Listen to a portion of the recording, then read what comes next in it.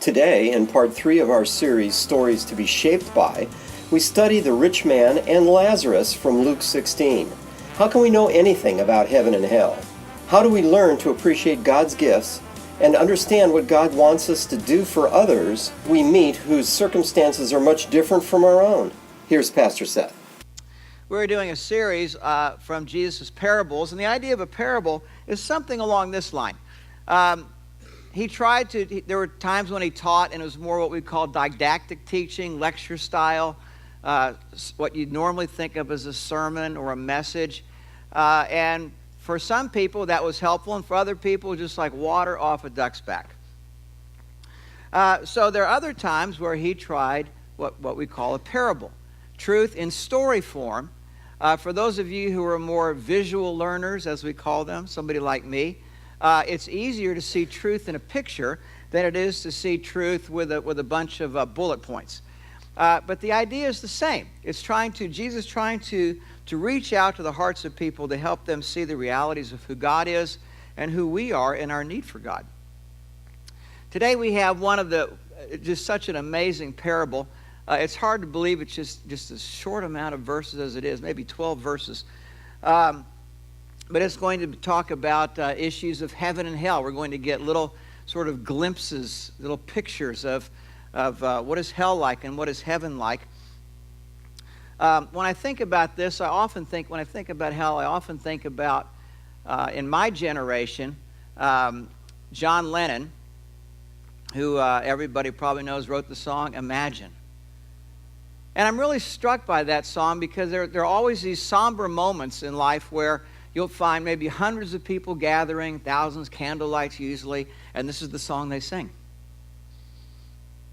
And yet I wonder how often or how much we really know what we're singing when people sing that song. One of the verses goes, "Imagine there's no heaven." You can if you try. It says, "Imagine there's no hell. Only sky above, only above the sky." Now, if you think about that for very long, or if you're a philosopher, this is the worldview of the materialist. It says there's really nothing out there beyond what we can see. There really is nothing guiding us. There's no redemptive story of life. There's really no purpose of life that's shaped beyond ourselves. You make up your own purpose. Now, that might sound kind of avant-garde by itself. But if you think about that for about 5 seconds,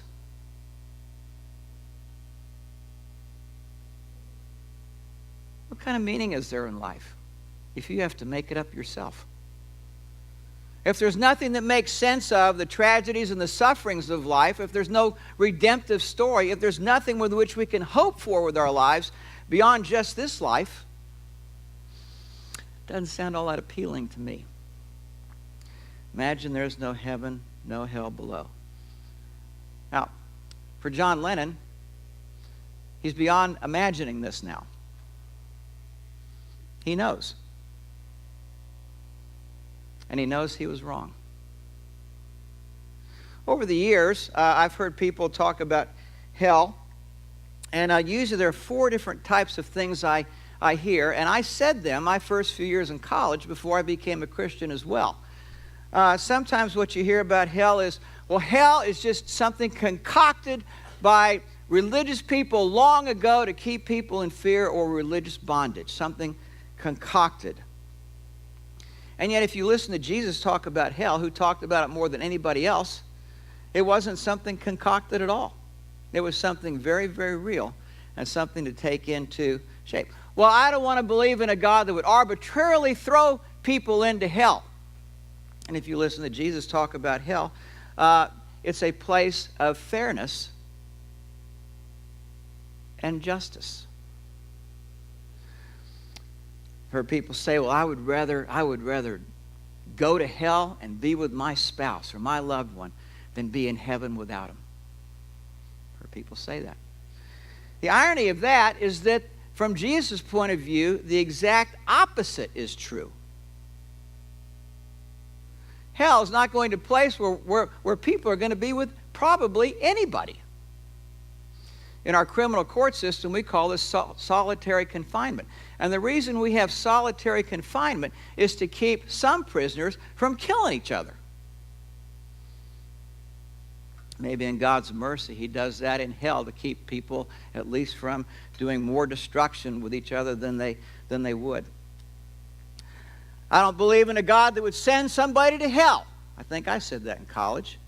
And as our story is going to indicate, if people, according to Jesus, people in hell, even if they had the choice of leaving hell to go to heaven, still would not leave, even in their misery. Why is that?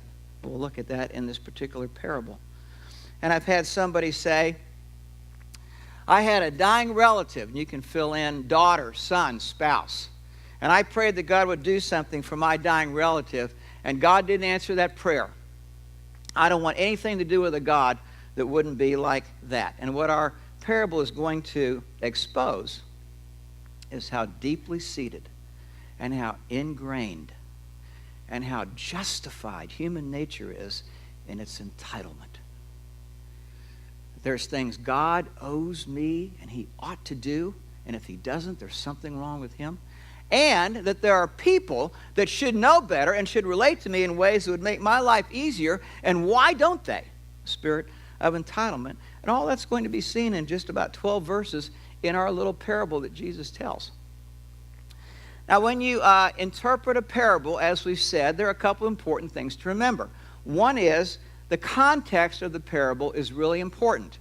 And in this particular context, he is speaking to a group of Pharisees who are sort of the religious elite of the day, and who just assume that they kind of got it made.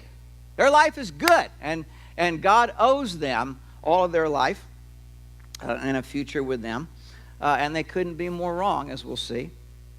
And the second thing to remember about a parable is that it's not so much a list of bullet points as we think about didactic teaching or a class lecture regarding truth, but it's really more of a picture. It's the artist view of truth rather than the teacher didactic role of truth.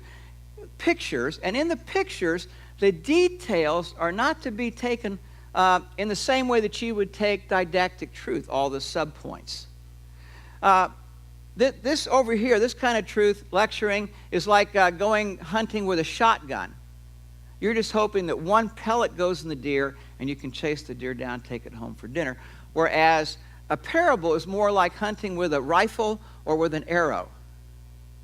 Usually there's the arrow, the shaft of the arrow. There's one particular point in the parable. And all the little details of the parable are only like the feathers that sort of give it direction and help with movement. So as we look at pictures of heaven and hell, it would be a mistake to think of them as all the particular details that tell us almost like an audio visual or something we could see on TV or a movie. These are more suggestive that tell us something about what we can face, what we're going to face. Now, he tells this parable to the Pharisees. And when I think about this parable, it's such an intriguing thing. It's almost like he's scripted a play. And it's a 3-act play. There are 3 characters in the play. And the first act has to do with the 2 central characters in the play. Act 1 and Scene 1 and Scene 2 are about introduction to the 2 characters in this life. Short scenes. Act 2 is the death of the 2 characters, Scene 1 and Scene 2. Very quick there. And then Act 3, he takes us into predominantly a picture of hell, and then in a smaller way, a little picture of heaven. And then he finishes the play by directing the finish to the audience, his Pharisees. And in essence, to us. So a 3-act play, 2 main characters, a 3rd character brought in. Let's look at the parable. Luke 16:19. This is Act 1, Scene 1, and he introduces the first character. There was a rich man who was dressed in purple and fine linen and lived in luxury every day. So here we get just a little snapshot of the first character. Very wealthy man, nothing wrong with being wealthy. But as the parable will imply, this particular man's use of the wealth was very suspect. He was a rich man, he says, who was dressed in purple. Purple is usually associated with royalty. Fine linen, we would say, guy, dresses or buys his clothes at Nordstrom's or Rodeo Drive, we would say. Dressed to the nines, this is a guy. Always everything in place. And lived in luxury every day. Now, the picture I have of this guy is this guy would have been on Lifestyles of the Rich and Famous. And Robin Leach would have been talking about all the glories of his life and everything that's going on at his house and outside in the grounds and his investments. And all the people would just be oohing and awing over the wonder of this man. That's Act 1, Scene 1. The life of this particular rich man. Act 1, Scene 2 has to do with the second character. Verse 20. At his gate, meaning the rich man's gate. Think of a gated community.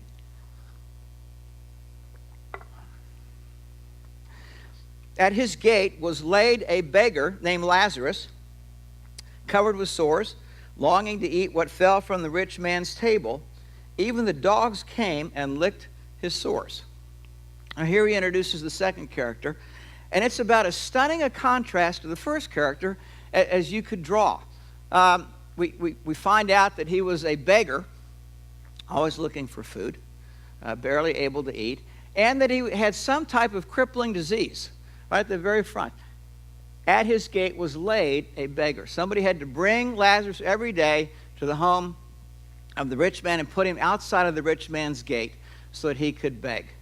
We do have a name. His name was Lazarus, covered with sores, and I think about the book of Job, and covered from head to toe with sores. This was the kind of disease that was not just putrid to look at, but probably putrid to be around, and the smell from this. And longing to eat what fell from the rich man's table, and the imagery in the Greek is something like this. After the rich man had breakfast, lunch, or dinner, the servants came in and cleaned the table, and there was maybe some food scraps that fell on the floor. And one of the servants came with a broom or a little whisk broom and got all the scraps that fell and into something like a dustpan. And one of them walked outside the grounds, outside the gate, and just kind of set the dustpan down for Lazarus to eat. Longing to eat what fell from the rich man's table. Even that was something. And he says, even the dogs came and licked his sores. Those are the two characters. Act 1, Scene 1, the life of the rich man. Act 1, Scene 2, the life of Lazarus. Now we go to Act 2, the death of each man.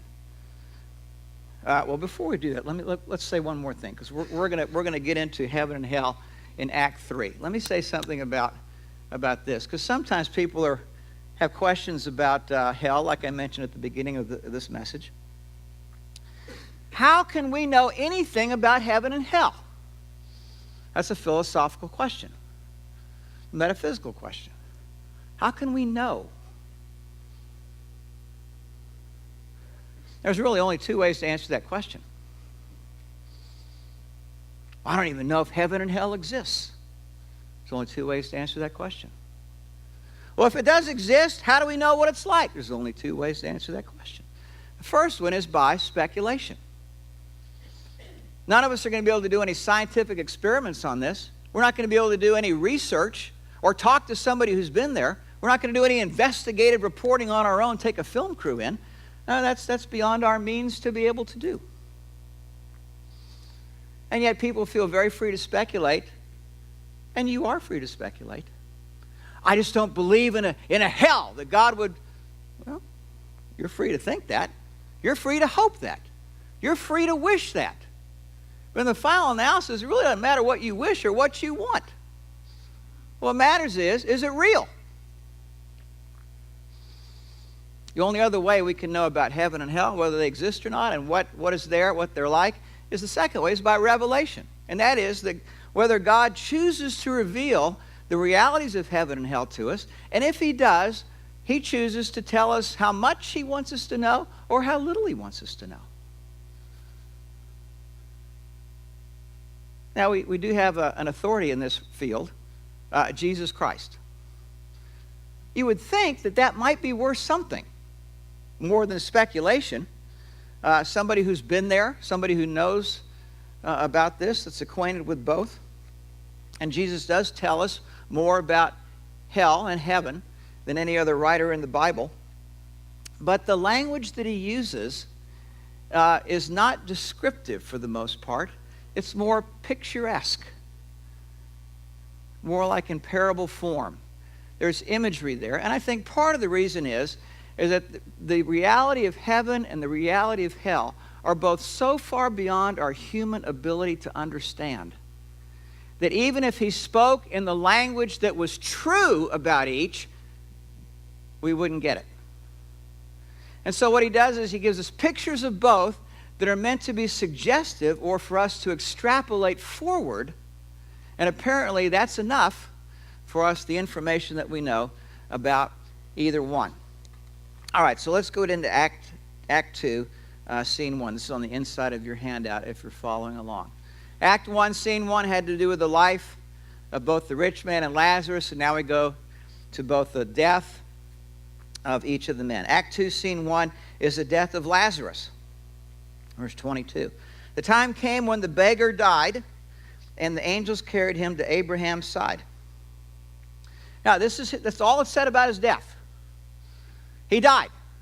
There's no mention of a burial, no mention of a funeral, no mention of people coming to pay their respects, no mention of flowers being brought, flying in brothers and sisters from across the country to console and comfort some of the family members and friends. There is absolutely nothing that Jesus mentions about this man other than his death, at least from a human point of view. And you think, wow. I mean, it's sort of like Act 1, Scene 2, he was a nobody, at least in terms of the world thought. And it almost seems like in Act 2, Scene 1, he's a nobody even in his death. At least that's how it appears from the human level, from the visual level. But Jesus adds a little wrinkle here, 2 wrinkles. He says he died and angels carried him to Abraham's side. Angels. Now, apparently the guy didn't have any pallbearers. Maybe somebody from the city just came and threw his carcass in the back of a wagon and carried him off to the city dump. That would have not been uncommon for somebody like Lazarus. But there were some pallbearers there. Angels. Now, if you know anything about angels, it's not like we need a whole bunch of angels to pick up a person. One angel would have been just fine. So, Angel Michael, strong and mighty, could have done it. But God sent a bunch of angels, and I think about something like this. Like, what does this mean for us? It'd be somebody like sending a limo for you. A limo. Limo says somebody's important. But God sent a fleet of limos. Angels. Like somebody's really important. Here I think about the presidential motorcade. Every time the president goes somewhere, you got a motorcade there. And the president gets in there, it's somebody important, all the vehicles to protect him. Motorcade's meant to make sure that important president gets to where he's going to talk to somebody important. Which is what the second part he mentions here, that the angels took him to Abraham's side. Now, if you have an older translation of the New Testament, yours might say Abraham's bosom, which means in close fellowship with him. He's talking closely with Abraham. It was probably the greatest Old Testament fellow in the entire Bible, and would have caught the attention of the audience, the Pharisees. Abraham, that's our guy too. Just a little side note there. To Abraham's side. Now, the Greek word for side is a Greek word called koplos, and it also means the place of honor at banquets. So think about this. God sends for a nobody, from the world's point of view, a set of limos, a presidential motorcade, and takes him to the top guy in the Old Testament to fellowship with, and puts him at the head of the banquet table. That's Act 2, Scene 1. Now we go to Act 2, Scene 2, and the death of the rich man. And here's what Jesus said. The rich man also died and was buried. Now here we have the opposite from the human point of view. He says he was buried. And you can imagine a funeral. all the movers and shakers that knew the rich guy show up. The paparazzi's there. Everybody's dressed to the nines. There's flowers, condolences, words for the great rich man that he was, and what a fabulous person he was, and we're here to celebrate his life. And then everybody would finish, and they'd go off for brunch and then go home. Had a big to-do. Maybe he'd be on the news tonight. But Jesus says, died and was buried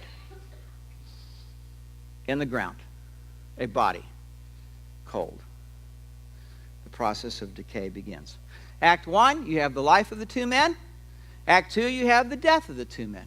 Now we move to Act 3, Scene 1, and it's the rich man, and now we get a picture of him in hell. We get a small picture of hell, not the whole thing, but just a small picture with which to ponder. And mainly the purpose of the parable is less to say about hell and more to say about our human nature. So listen closely as the rich man speaks. Verse 23, in hell, where he was in torment, he looked up and saw Abraham, who's in heaven, far away with Lazarus by his side. Now, one of the stunning things in this parable is that as the rich man speaks, he doesn't come close, not even suggestive of asking to be out of his misery or his agony or his torment. Not even close. He's got other requests that are more important, but the idea of leaving is sort of suggestive of the same way that in one of the great pieces of literature, I just lost the name of the title, in Done. Is it Done? Paradise Lost. Yes, Milton. At the beginning, Satan in that story finds himself chained near the lake of fire. And he's talking to Beelzebub. And you see him sort of trying to make the best of a bad situation, trying to put the best possible spin on it. You see his pride rising up within him, and he says these famous words that have echoed down all these many years. Better to reign in hell than to serve in heaven. You see something of that in our particular fellow here. Now, he says that he was in torment. He's also going to use the word, the agony that I'm in. And most of what he describes here, what he is aware of, is it seems like the torment and agony he's in is physical in nature. Question is that really what's going on? Is that the essence of his torment and agony? Or does it just feel like that or seem like that? Well, yeah, you know, when believers go to heaven, we're not going to have this body. We're going to have a new body. And we're not really told what kind of body, if there will be a body for people in hell. For the most part, the main thing is the essence of who we are is spirit, is a person. It's personal, less body. Well, the question I wonder about is what kind of torment really goes on in hell? And part of the way you can answer that question or sort of look at that question is what kind of joys are found in heaven? I think there are several things that strike me about torment in hell. The first one is regret. Having to face lost opportunity and know that you said no. You refused to respond. And now you're in that place forever. Issue of regret. Of course, you know how human nature is with regret. How often do you hear people say, I don't have any regrets.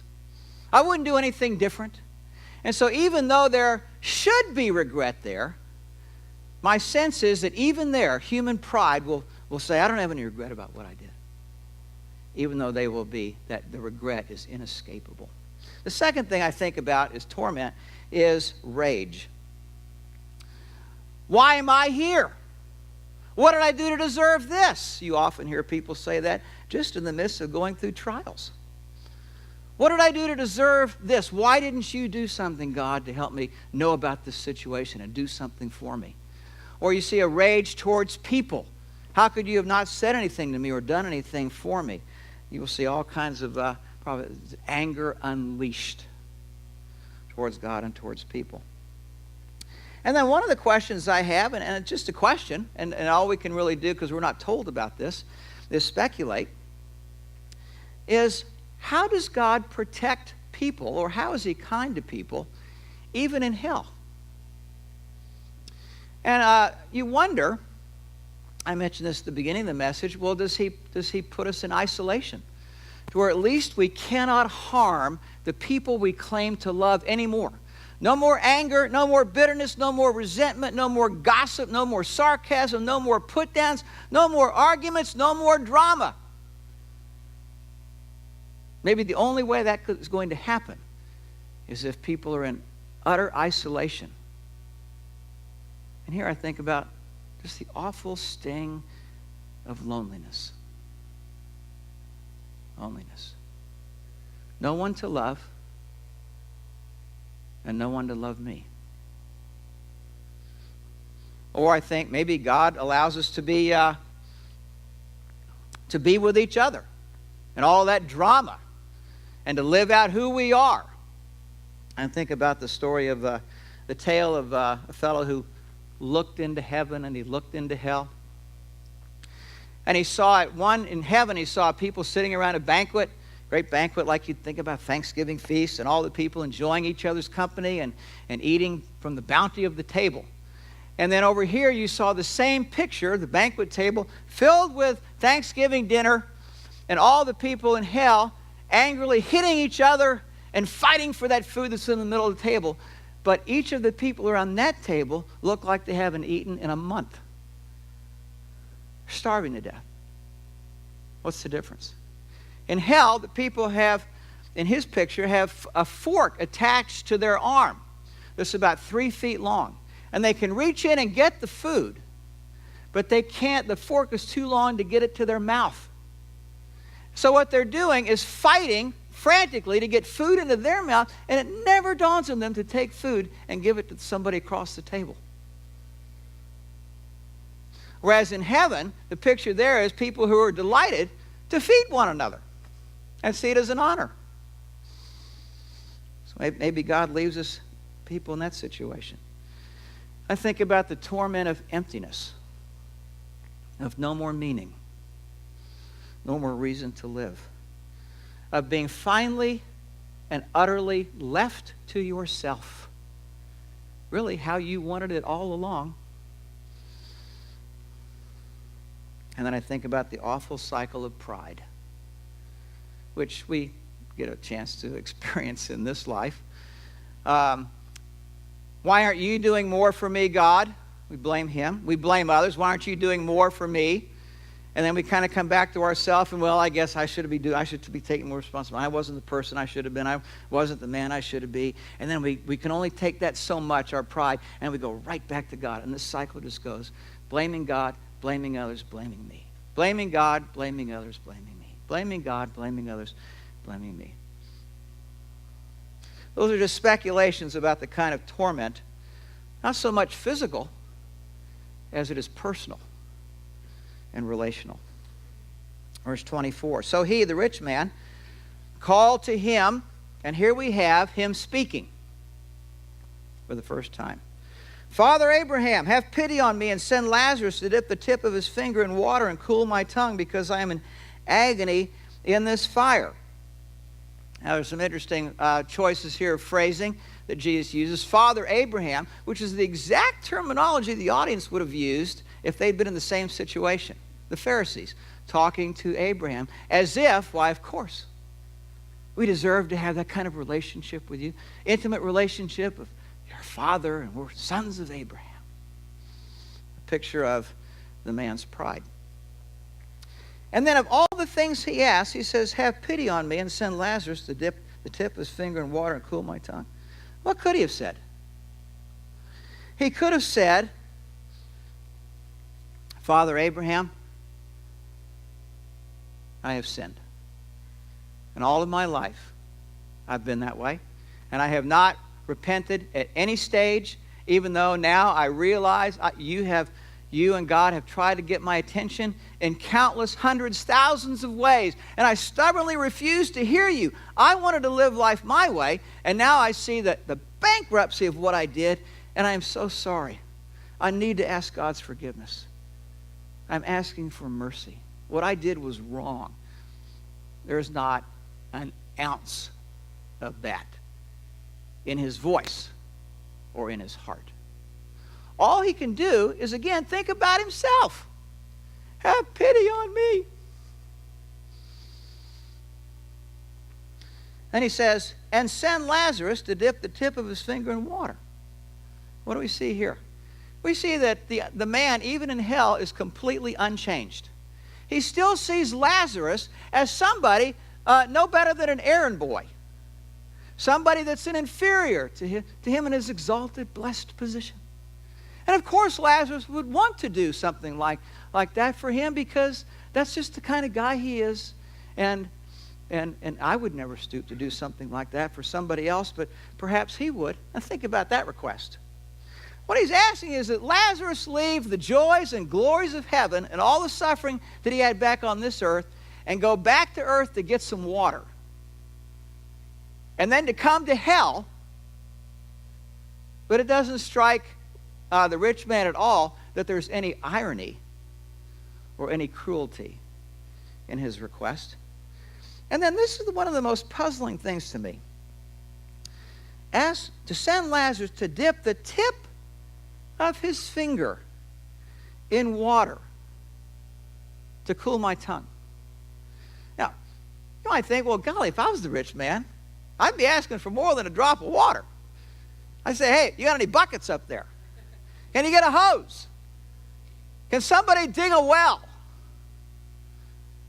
Why does he ask for just a drip of water? I think I have an idea, because I'm not all that different. There are very few things in life that our human pride hates more than asking anybody for help. Or asking anybody or admitting that we have some kind of need. And we don't do that unless we are at the point of just about utter desperation. And even then, we give only so much information and reveal only so much need, as if to leave the impression that after that, I got it. I'm good. Just need a little bit here, then I'm good.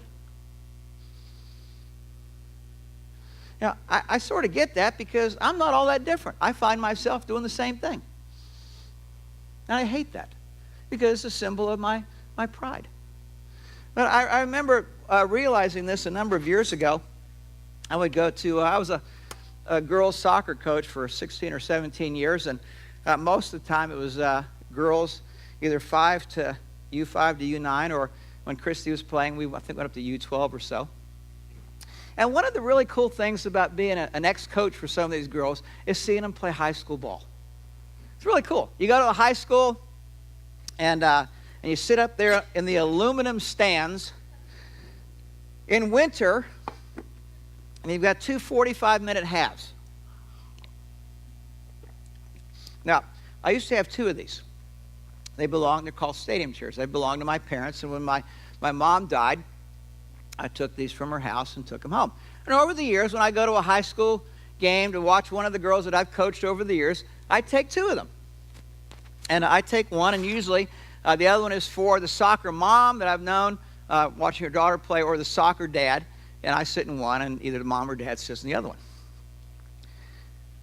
There have been times where I've been at a game, and either both the mom and the dad could not come.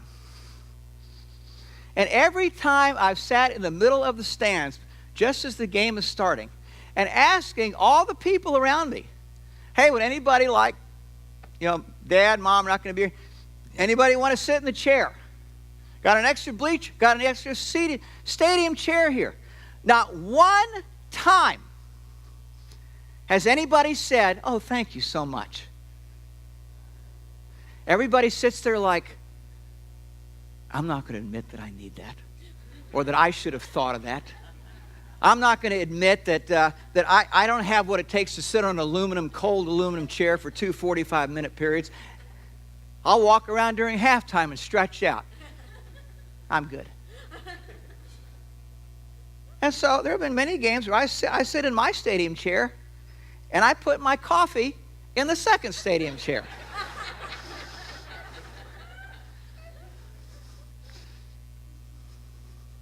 That's what's described here.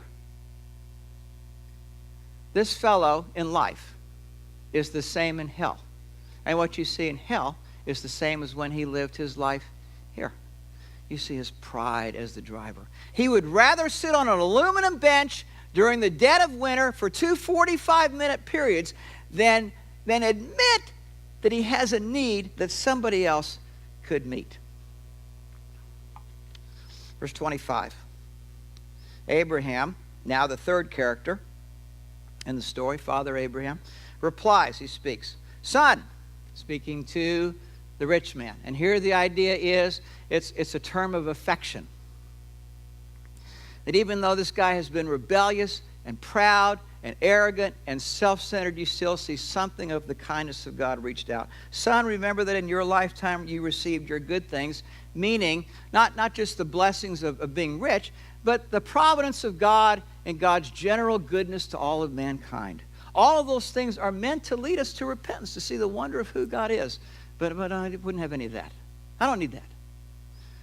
While Lazarus received bad things, meaning in not just that he had very few material things, but in a life of suffering, in a life of hardship, he is now comforted here, and you are in agony. And the word comfort there means the closest of fellowship. When you and I go through hard times and times of suffering, there is hardly anything that means more than to have somebody that comes alongside of you and listens and just hears what you have to say. We call that comfort. Somebody knows and somebody cares. And what's being pictured here is the contrast between, in heaven, rich relationship, the kind that touches something deep in the human heart, and no relationship. You are in agony. Let's jump ahead to verse 26. Besides all this, Abraham continues to speak, between us and you a great chasm has been fixed, so that those who want to go from here to you cannot, nor can anyone cross over from here to us. And here's just another interesting wrinkle Jesus throws in here. He says that he sort of implies that there would be people in heaven that would want to go to hell. You think, well, why would anybody want to do that? Because there will be some people in heaven that will think of the misery of the people that maybe some loved ones are in hell and want to do something about it, and would even do something of what's suggested by the water and the request of Lazarus. But notice the same thing is not inferred the other way. He doesn't say, and those who want to go from hell or heaven just can't. What's implied in the verse and through the whole parable, I would rather be in misery here than acknowledge the need and go there. Humble myself and go there. Now, the scene shifts. Act 3, Scene 2. Quickly back from heaven and hell, back to earth. And the rich man has 5 brothers. Just a quick scene here. He answered, "Then I beg you, Father, send Lazarus to my father's house, for I have 5 brothers. Let him," meaning Lazarus again, the inferior, he should want to do my bidding, and you should let him do that. Here's a good idea. "Let him warn them so that they will not also come to this place of torment," which implies if somebody had just come and warned me, I wouldn't be in this monstrous place. That's not the reason you're in hell. You spent a lifetime refusing to humble your heart, to hear the words of God, to respond to him in some kind of humility and repentance. The problem is not just a warning. I also think it's pretty interesting that somebody who's in hell would argue theology with somebody in heaven. Apparently he doesn't see any irony in that, particularly arguing with Abraham. Abraham replied, "They have Moses and the prophets. Listen to them." Moses and the prophets is a euphemism for the whole Old Testament. So they're going to need something more than just seeing somebody from the dead, he tells the rich man. They've got Moses and the prophets. And then he argues, verse 30, "No, Father Abraham, if someone from the dead goes to them, they will repent." Again, just ironic that somebody in hell would argue theology and just be as sure as they can be that Abraham's got it wrong. But they know better, and they know what ought to happen, what heaven should do, and what Lazarus should do. Our human pride on display. And then the scene shifts, Act 3, Scene 3. Suddenly, it's about the audience. And this is where he ends the parable. He said to him, meaning the rich man, and in inference to the Pharisees who were listening, if they do not listen to Moses and the prophets, they will not be convinced even if someone rises from the dead. In other words, the problem is not one of evidence or a lack of evidence. The problem lies in the human heart. They will not listen. It is a determined belief to have life how they want it, and they're not going to let God or anybody else, certainly not Moses or the prophets, tell them any different. The problem is not a lack of evidence. The problem lies in the human heart. Now, I don't know if it's a coincidence, probably not, since it's Jesus. But the name of the fellow, that's the poor guy, is named Lazarus.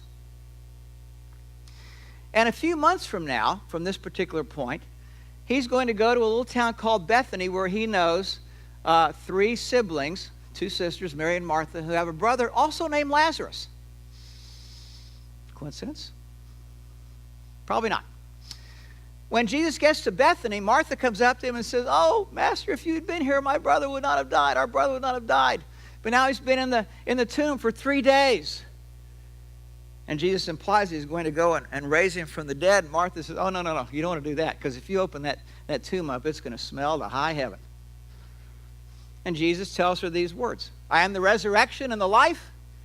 He who believes in me will live, even though he dies. And whoever," let's go to the next verse, "whoever lives and believes in me will never die. Do you believe this?" The final analysis, I think C.S. Lewis is right. At the end of every life, either we will say to God, "Your will be done," or he will say to human nature and human pride, "Your will be done." The choice lies with us. Let's pray together.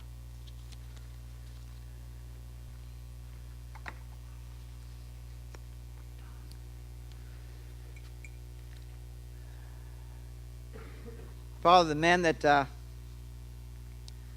watched the resurrection of Lazarus and heard about the resurrection of Lazarus in real time didn't bend their knee, didn't bow their heart, didn't humble themselves. It made them even more angry. And the scriptures tell us that from that point on, they determined to find a way to kill Jesus. A picture of the absolute hardness of the human heart and the pride that runs through all of us. Would you jar us with this story? Would you humble our heart and help us to hear what you have to say to us?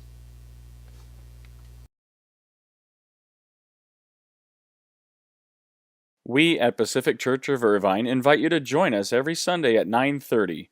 You can also visit our website at pacificchurch.com.